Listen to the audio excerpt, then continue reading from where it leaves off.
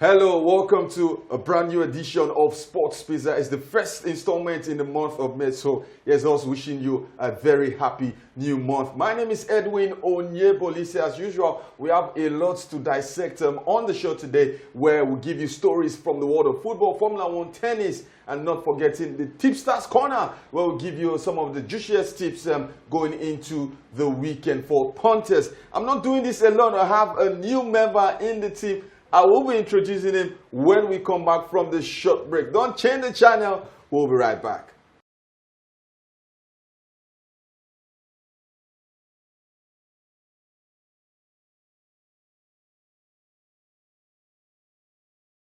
Welcome back. This is Sports Pizza. My name is Edwin Onyebolise. I did say we have a new member on the team, and I'm introducing, yes, Fowoshere Wasiu. Wasiu, welcome to the show. How are you doing? Thank you very much, Edwin. I'm very good. It's good to be here. As a defender, I hope to keep a lot of clean sheets.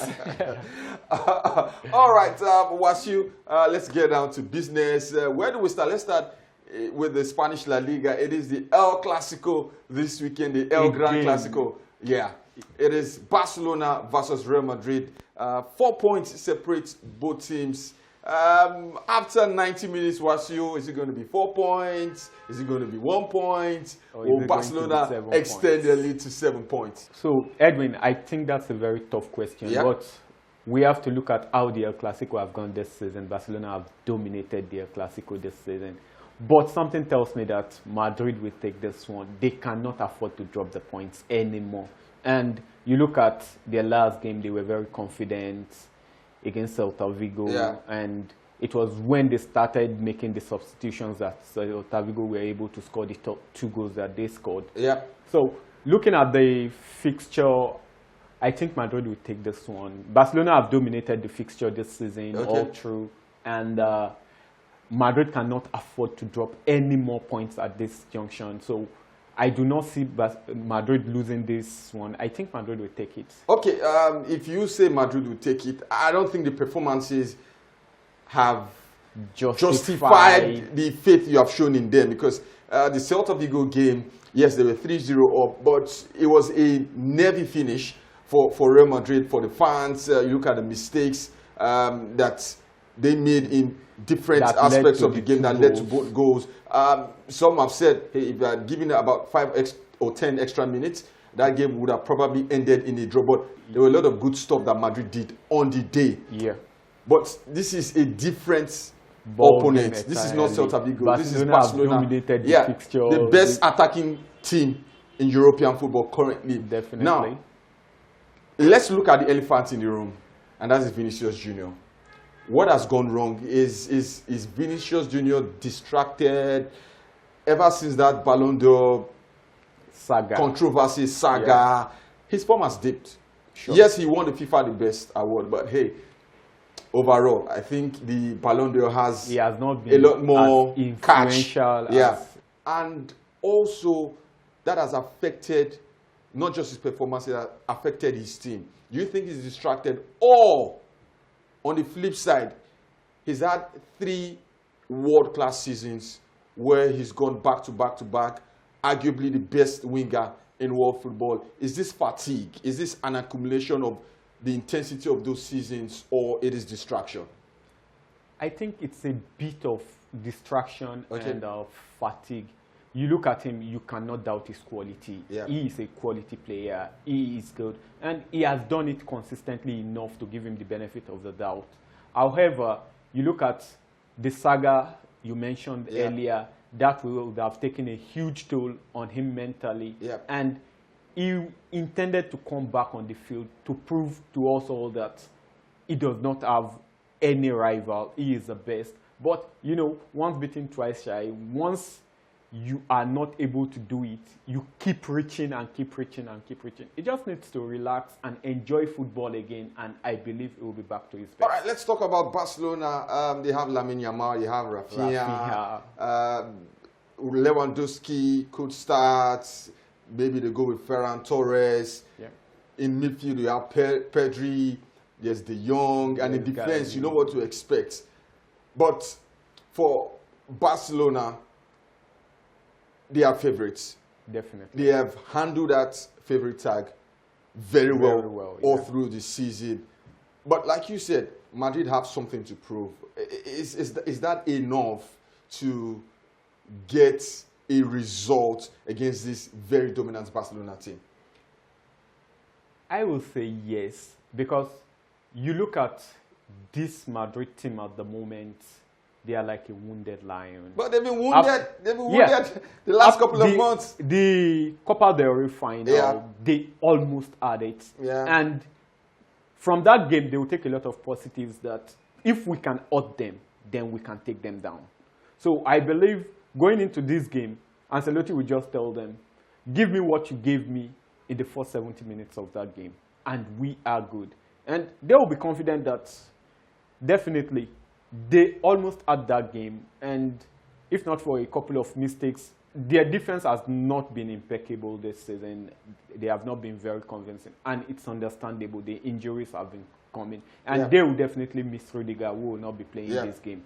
However, they are not playing with that much pressure anymore. Ancelotti knows he will not be there after this season, so he has nothing to prove anymore. Just go there and enjoy yourself, and I think they will take it. All right, yes, we're looking forward to the El Gran Clásico. It is Barcelona versus Real Madrid in Montjuic. Let me put you on the spot. Prediction. Wahoo. That's a tough one. Barcelona have been a chaotic team this season, conceding a lot of goals and scoring a lot. Outscoring, they have basically based their game on one thing. Outscore your opponent. Yeah, the golden rule of football. Outscore the opponent. They score 4, you score 5. It's still a win. Yeah. So I think there will be a lot of goals. I'll go for 3-2 for Real Madrid. All right, 3-2 in favor of Real Madrid. Let's run straight to the Italian Serie A, where it is still neck and neck between Napoli and Inter Milan. Just 3 games to go. Do you see a similar situation where, come the final day of the season, Inter Milan may just nick this, Napoli. or Napoli already have 8 fingers around the trophy? Yeah, Napoli already have 8 fingers around the trophy, but football is a funny game. Yeah. We've seen Liverpool lose a 5-point lead within 3 matches. Napoli also were in this situation under the former manager Sarri. Yeah, Mauricio Sarri. Yeah, so they are in pole position, definitely. We cannot doubt that. And do they have the quality to do it? They have no distraction. They are only playing this tournament, and they have just one job: win your last 3 games, and you get the job done. So I think Napoli will win it. And as a Rossoneri fan, I also hope Napoli will win it. But this has nothing to do with me being a Milan fan. Napoli has everything going for them at the moment. Inter are 3 points behind. Inter will have to win their games and hope Napoli drop points. And that's the problem. Exactly. For Napoli, one man has stood out all through the season.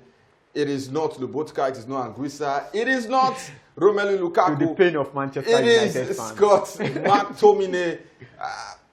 What's you? Quick one.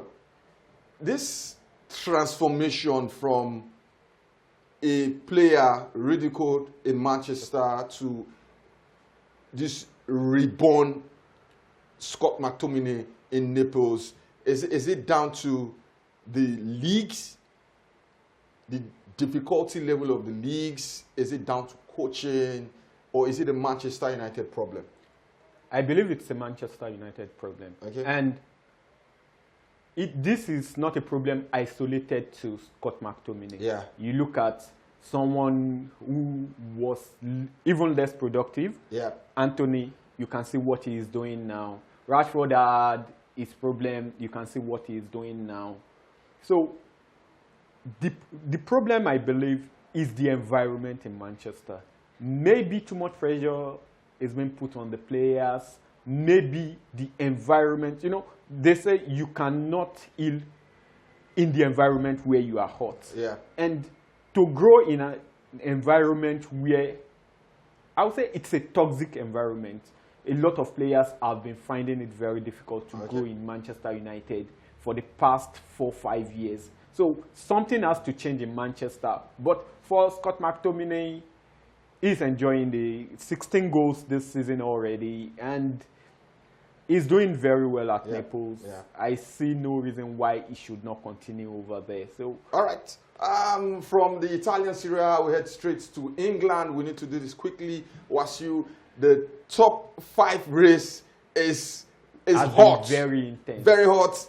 First, do you think Arsenal will be sucked into this top 5 race? It's going to have a bad look. Very, very bad optics for them to drop from second position to maybe third or fourth. Yeah. Yeah, I agree.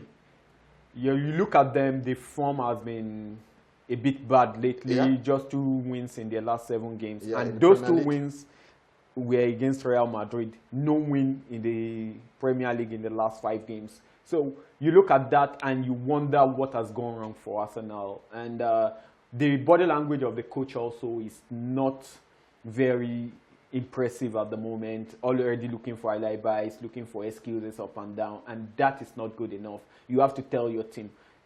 This has been their problem for the past 3-4 years. They start well. They look like they are going to go for the title. With the exception of last season, by the way. Yeah. Yeah. They look like they are going for the title, and everything comes crashing down. So I think it's a mentality problem. And this season, it's understandable. They have never been this far in the Champions League, and it has been a distraction.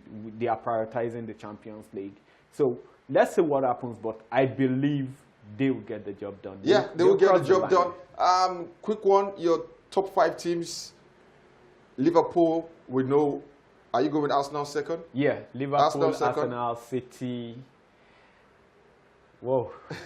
There's Chelsea in the mix. Yeah, there's Newcastle in the mix. There's Nottingham Forest. Something tells me. A bit of Aston Villa somewhere. Yeah, those three definitely will be in the Champions League. The last 2, I think Newcastle will take the 4th spot. The last spot is very dicey, but I'll go with Nottingham Forest. They will be playing Leicester. So these are 2 winnable games. Once they win those 2, all they need to do is not lose against Chelsea, and they will be in the Champions League. All right, and finally, before we go on our first break, all hail Bayern Munich. Harry Kane finally.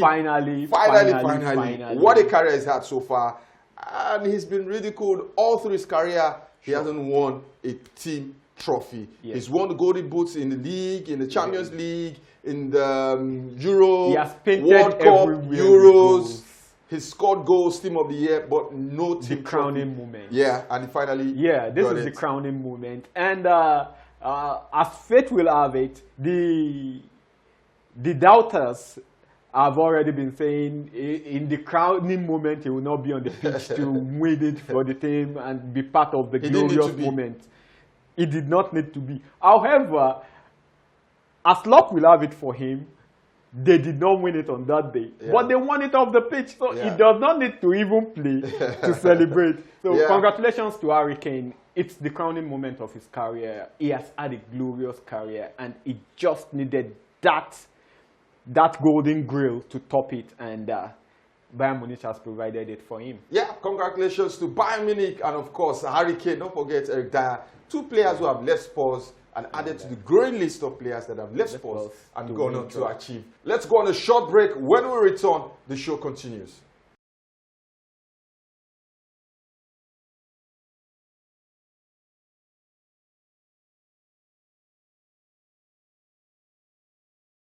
Welcome back from that short break. It is Sports Pizza. If you're joining us for the very first time, it's a sports show where we give you the very best analysis, information, education, and a bit of entertainment. You can follow us on our social media platforms. The handles are showing on your screen. Now we'll go straight to where Formula One, Miami, McLaren have had a grip on the season so far. Yeah. With over 240 points, and the next best team, Mercedes, 148 points or thereabout. They have dominated, and at Miami, they took the first 2 positions. Piastri took the first position, while Lando Norris took the second position, and they've been doing that almost all season. Verstappen has been coming in and going out, but these 2 have almost guaranteed that for McLaren will be taking the drivers no, title? the constructors title okay, in Formula One this season, and that's very good for them. Yeah, very good for McLaren. This ended the season. Take two. They ended last season strongly. Yeah, they've continued in that where form they stopped last where season.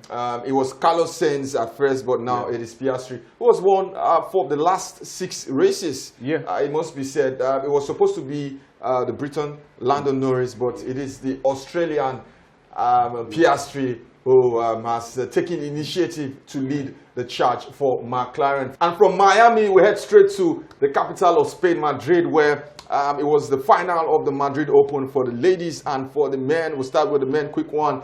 Casper Ruud defeated Jack Draper, the Briton, in 3 sets, 7-5, 3-6, 6-4. Yeah, so for this game, it went according to predictions. Casper Ruud was a slight favorite, and Draper was just coming into the top 5. And in the game, Casper Ruud dominated. He controlled the game, and he had Draper where he wanted him from the first set. Yeah. So a good one for Casper Ruud. He's showing us now that when Sinner is not winning it, he can compete with Alcaraz and give us a show. I don't trust all these guys. Plus the Casper Ruud, plus the Holger Rune, and the Tsitsipas. And the Russians.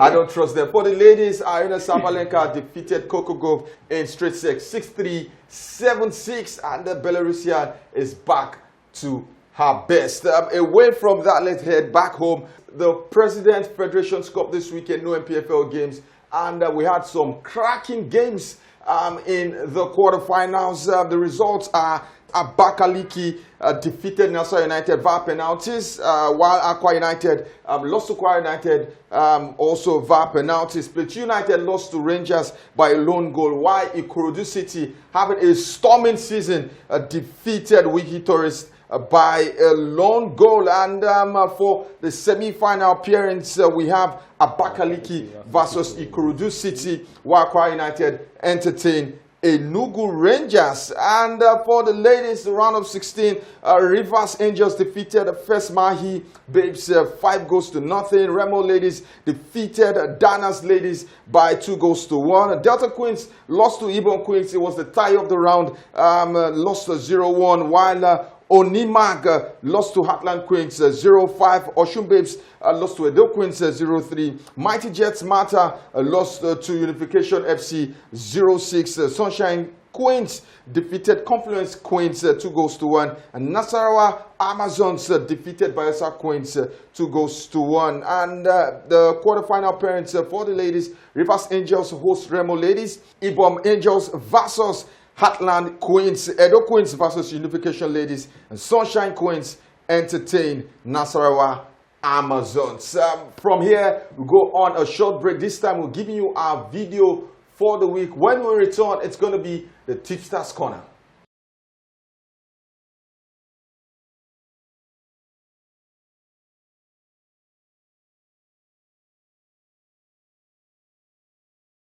Welcome back from that short break. I'm sure you enjoyed that celebration.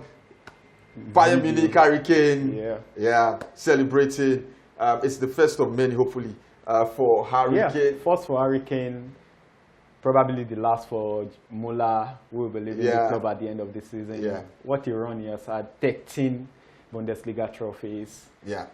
All right, we head straight to the Tipsters Corner, and we have 3 games for our punters this weekend. We start off in England, where Liverpool champions already entertain Arsenal, who must seal their top 4 place or top 5 place or second position with a very good result. Over to you, Wasu. What should punters look out for? For this game, you cannot afford to go for a win for either team. So I would advise you go for over 8.5 corners. Okay. There will be a lot of corners. Arsenal have been producing corners. Liverpool have been producing corners. So over 8.5 corners should be valuable. How about the goals option? The goals option, Arsenal are strong defensively. So are Liverpool. So over 1.5, I think should suffice. I would rather go for under 3.5. Yeah, under 3.5. And Liverpool have just came back from a 3-1 loss to Chelsea, Yeah. and I think they will want to keep it tight at the back for this game. So under 3.5, I believe. And from there, we head straight to the Italian Serie A. It is Lazio versus Juventus. Yeah, this is a head-to-head for the Champions League place, the fourth place finish, where Juve presently occupy that fourth spot, but on the same point with Lazio, 63 points each, and this will be a very fierce game. So I'll be going for over 1.5. Okay. I do not think Lazio will lose this game. I do not think so. Lazio win or draw over 1.5. Over 1.5. Yeah. Corners market. If you fancy the fouls, go for over 2.5 fouls. Over 2.5 There will be fouls. a lot of tackles in that game because it will be very fierce. And you know how this Italian Serie A does it. Tackles all over the Okay, so you heard it from Wasu. The Lazio Juventus game over 1.5. You can go for Lazio double chance. That is Lazio to win or draw. Or you can go for the fouls. Over 2.5 fouls. Yeah, over 2.5 a lot of tackles in that game. So over 2.5 yellow cards rather. Okay, so you can go for the yellow card options, the card options, over 2.5 yellow cards in that particular time. And finally, it is the El Clasico, Barcelona versus Real Madrid. Clasico. Wow. Like I said earlier, there will be a lot of goals in that game. So the safest bet will be over 2.5? Over 2.5, yeah. Both teams to score? Both teams to score, definitely. The defenses are porous and the attacks are very potent. So I believe there will be a lot of goals. Over 2.5, go. I think that should do it. All right, both teams to score over 2.5. The winners market, anybody to win, Barcelona to win, a straight draw? No. I think Madrid will win, but to be on the safe side, I won't throw my money on Madrid to win. So I'd rather go for the goals option. All right, so you've heard it from Wasu. The safest option is the goals market. And this is where we drop anchor on today's show. I'm sure you've had a fantastic time with us. And of course, you get to see this face regularly. Wasu, thank you for being a part of the show. We hope to see you same time next week. I enjoyed myself. I had a lot of fun. It has been a very productive show for me. A very good debut show for me, and I'll be a staple feature on this show subsequently. And you give us your expert analysis. Yeah, definitely. On that note, I say goodbye. Do have a great week. All right, from me, Edwin Onyebolise. Before I say my goodbyes, remember to follow us on our social media platforms. The handles are showing on your screen. And also, remember that we have a YouTube page. Subscribe, like, and enjoy the content. From me, Edwin Onyebolise, have a sporting weekend. See you